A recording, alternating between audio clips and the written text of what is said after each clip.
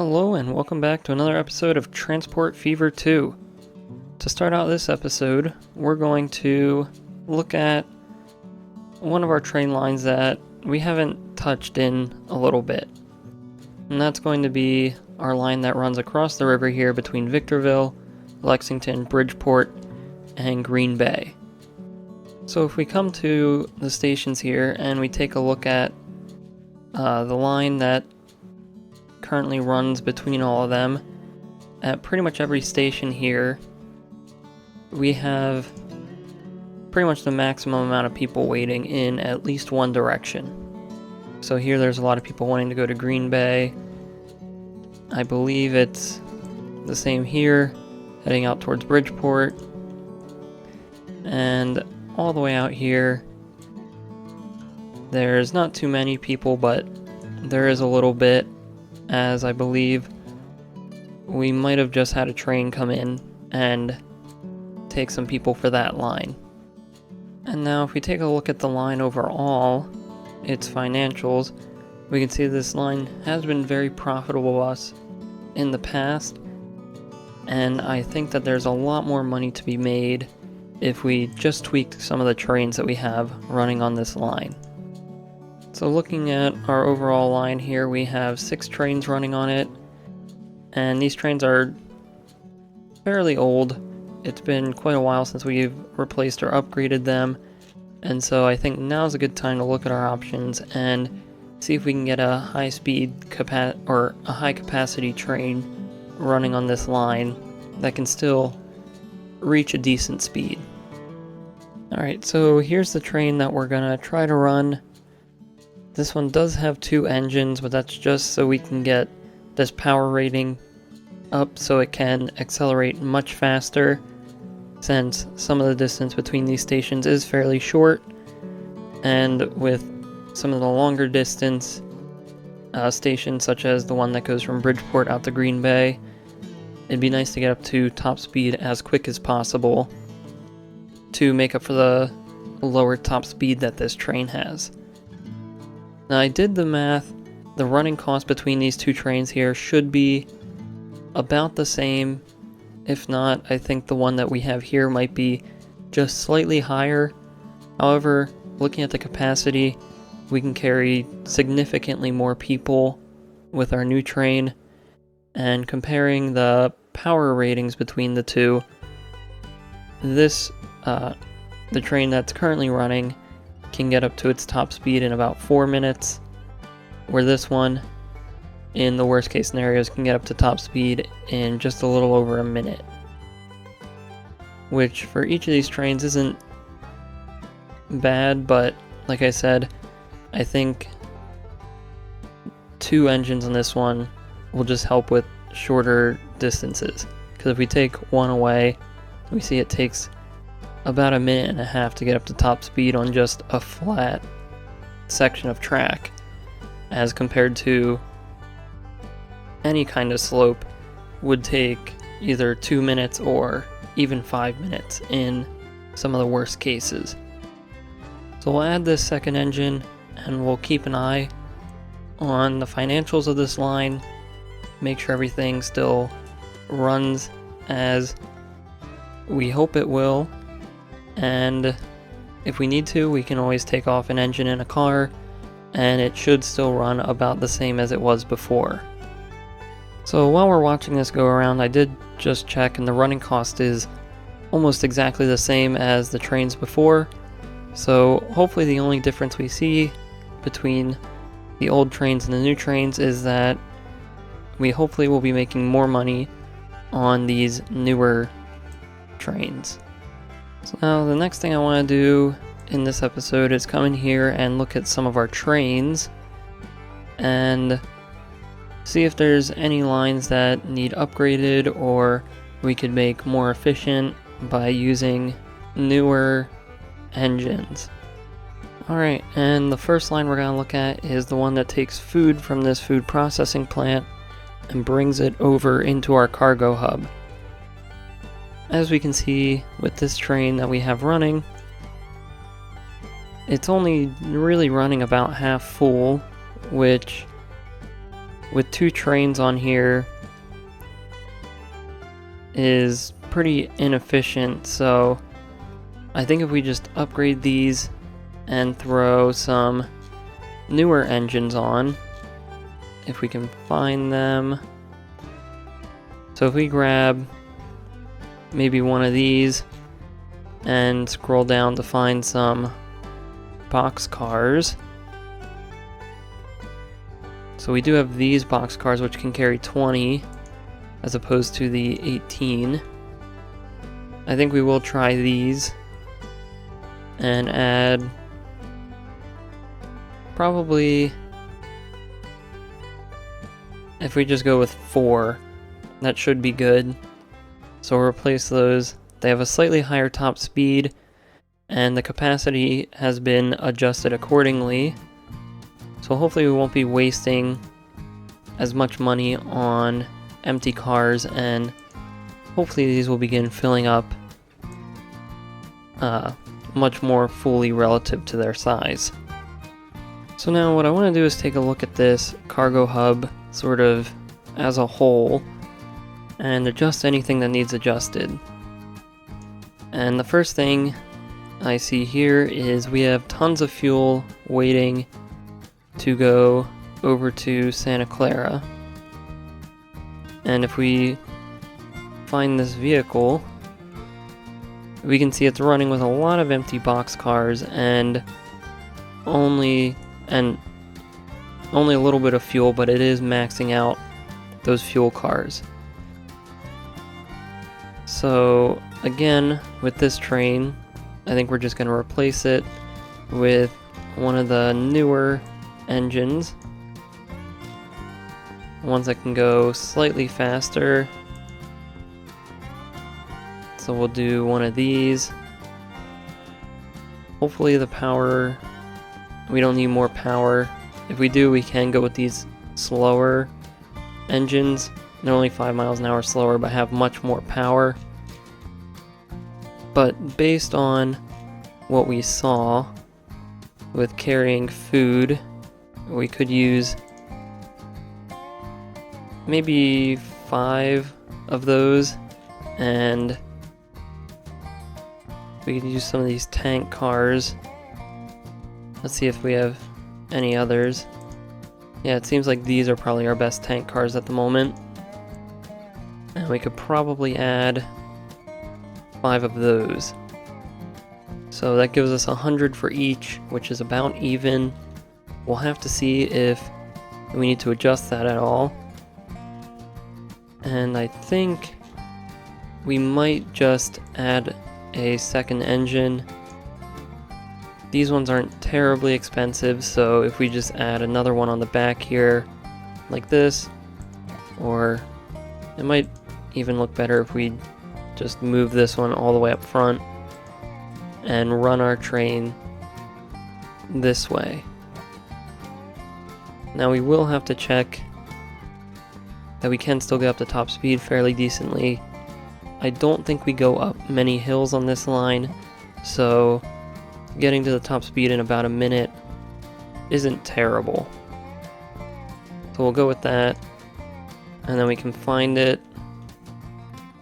I believe it's heading through this tunnel at the moment, but hopefully now, as it heads to and from Garden Grove, we should be just fine. And then following that line, checking in on Garden Grove, we have our 2 platforms completely full of food and fuel. So that's something we need to look for. It doesn't seem like our trucks are really stuck anywhere. Maybe right here along this road, so we can add a bus lane here just to keep our trucks moving. So now we have a bus lane that runs sort of from here, this intersection, to where it meets the main road here. I'm not too sure if I want to upgrade this road to have a bus lane because we don't have any buses that run up and down it, And if they do, it's only really for maybe a block. So we might keep this for now. And we do only have 4 trucks on here, so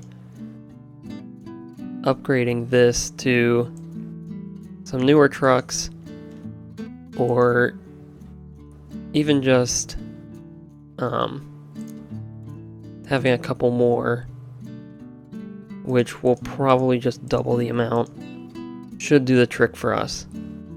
And then checking in on our food line, it's pretty much the same thing. We'll probably just double that so that we can make sure we're getting all of the food we can out of this truck station, so our train can bring as much as it possibly can. Now the next line I want to take a look at is our fuel line here that runs into Santa Clara. This one we also only have 4 trucks running on, so perhaps doubling that amount should be pretty beneficial. And the construction materials line running into Akron, which, let's just make sure they're not stuck in traffic or anything. That looks fine. We might just add maybe 2 more vehicles, because I'm not too sure what the issue is. We might just not have that many trucks going back and forth to handle the demand. Alright, and now the next area I want to fix is Santa Clara. Pretty much any cars that come this way have to go through Cedar Rapids to get really anywhere else on the map. If we pull up our destinations layer, we have Santa Clara selected, we can see a huge portion of the traffic is coming through this highway and through Cedar Rapids to either go into Bridgeport and then filter out, or into Lexington and then go out that way.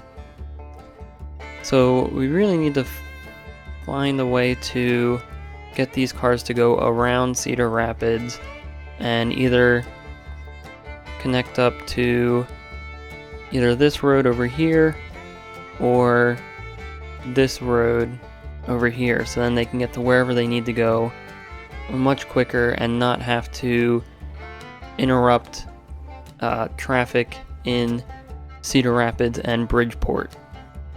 So we already have this train line that's pretty much doing its best to handle the demand down in that direction. That line goes down to Cedar Rapids and Bridgeport and then Clearwater, so there's not much more we can do to emphasize demand running that way.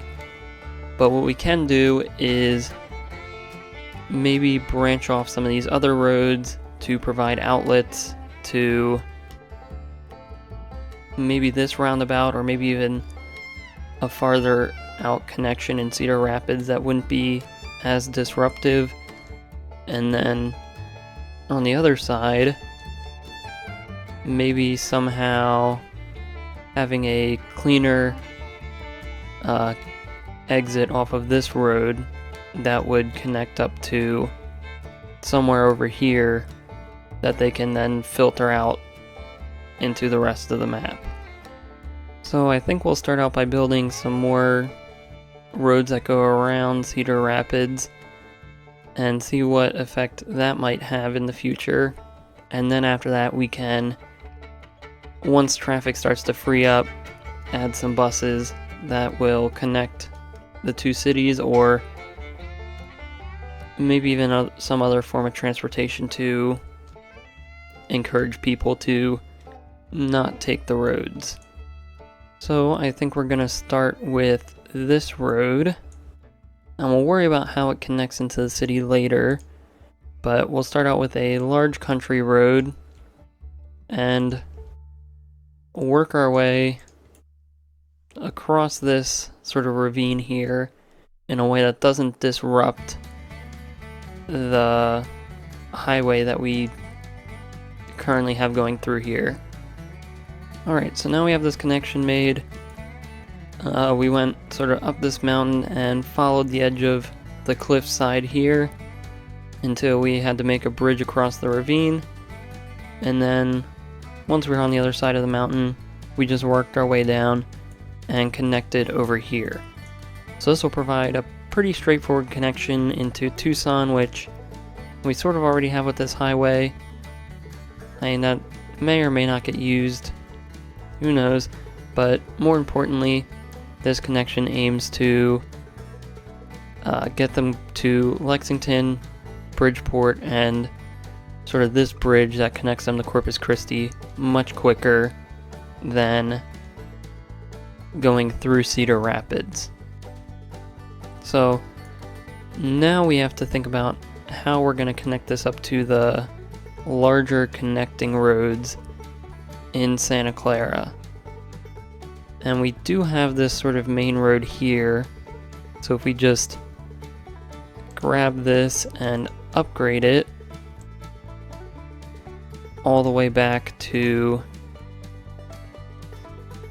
we might have to build some roads, but if we just keep bringing this straight across and connect to this road, that should be a pretty straightforward connection from the heart of Santa Clara out to wherever people need to go. Now we will clean up this weird little area where we'll replace this road and then put back that two-way road, and that should clean things up pretty nicely, and hopefully we'll begin to see more people take this road instead of this highway. So now we have the next road that we're going to connect, and I think how we're going to do it is maybe over here, because Santa Clara can take this highway pretty easily. Maybe branch off, it could be somewhere here, and connect up to this road that we added that can then connect over here and bring them down the mountain to where they can get into Alexandria and all the other cities in this area. Now, before we make this connection, one thing we need to do is make sure this road here can clear itself up just a little more, so when we add this new traffic flow coming through here, it doesn't get held up by all of this, especially when it gets to the intersections. So we know this road comes and connects into here, and of course this is going to be a problem upgrading. So let's just see if we can delete this road and place it back down as close as we can with a 4-lane road. I think this will probably be good. We have to delete one more road up. We'll definitely have to remake these connections. Now it says too much slope, but that one works. And it is a bit too much slope, but that's fine. We'll add back our bus stop, and we can add back this connection. And then from here we can keep upgrading this road to a 4-lane road all the way up probably to the intersection here. So I think we will be redoing this once we connect up, so we'll leave that alone for now. And then next what we want to do is branch off somewhere here and just have a short tunnel that connects to this road over here. So we are going to have to get rid of this road momentarily, just so we can flatten out an area to make a nice intersection so it doesn't get all weird and broken and whatnot. So we'll get this road to come up here, get a little flat spot, and then we can connect back up to this road. But now that we have this area, we can pretty much just drag this road across, and we pretty much get what we want. We get a tunnel that goes down through this mountain and then connects to this road. I think that's pretty much good. And then here we're just going to redo this intersection real quick. So now here's the new connection. We just straightened everything out and made this a 4-lane road connecting up. And hopefully that'll solve a lot of our issues. I'm not too sure how effective this 4-lane road will be with the AI traffic patterns. They might all still just use the left lane, since they're most likely turning left into Garden Grove, but we'll just have to come back and see, and maybe this new connection we made will ease some of this traffic coming through anyway. So now if we come to our destinations layer and just quickly initial reactions of our new connections, the first one we made is obviously getting used. It looks like mostly people leaving Santa Clara, which makes sense because we have the Santa Clara destinations tab on. So a lot of people using this road to leave, and that number will obviously continue to rise. And then the connection we made over here, we see some numbers here. Low numbers, but they are still helping out in some capacity. And as this starts to age in, hopefully we'll see more people begin to use it. So now that's pretty much going to be it for this episode. Since we've been improving our road infrastructure over the last couple of episodes, hopefully soon we'll begin to set up maybe some bus routes between cities that hopefully will begin to get used, or maybe even some form of transportation that we might free ourselves up with less jammed up roads. But for now, I think that's pretty much going to be it for this episode. So if you enjoyed this video, please like and subscribe. If you have any suggestions or feedback, leave a comment below. Thanks for watching and have a great day.